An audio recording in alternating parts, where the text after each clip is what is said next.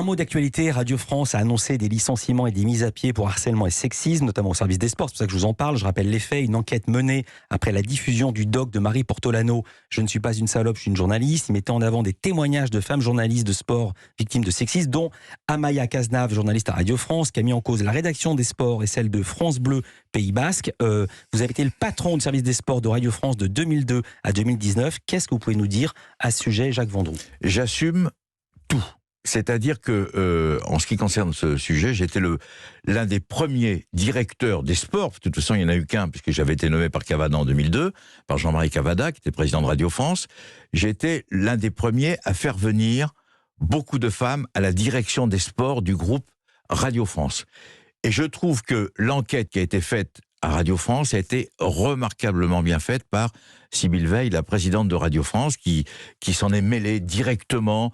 Et vous voyez, c'est bien que vous me posiez la question, parce qu'il y a une vingtaine de personnes qui ont été sanctionnées, ou qui vont être sanctionnées, ou qui ont été rappelées à l'ordre. J'ai alors 11 procédures disciplinaires engagées, 9 sanctions prises, 4 blâmes, 3 mises à pied, 2 licenciements. Eh bien, je trouve que c'est formidable, entre guillemets, que ces sanctions arrivent, mais si vous voulez, ce qui est bien dans cette enquête, c'est que je pense qu'elle a été relativement juste, cette enquête, et je pense surtout que, si vous voulez, vous avez 20 personnes qui ont sans doute fait des erreurs. De toute façon, les choses, elles sont simples. Celui qui a fait une connerie, ou celle qui a fait une connerie, il va prendre. C'est juste normal. D'un mot, Jacques Vendroux, est-ce que vous étiez au courant quand vous étiez le patron des sports ? Est-ce que des journalistes femmes étaient venus vous voir pour se plaindre ? Jamais.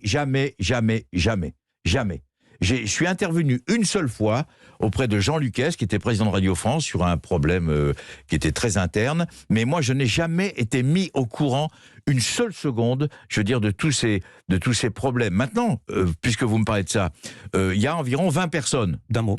20 personnes. 20 personnes sur 5000. Ça veut dire quand même que le groupe Radio France fait bien son boulot. Ça veut dire que c'est peu.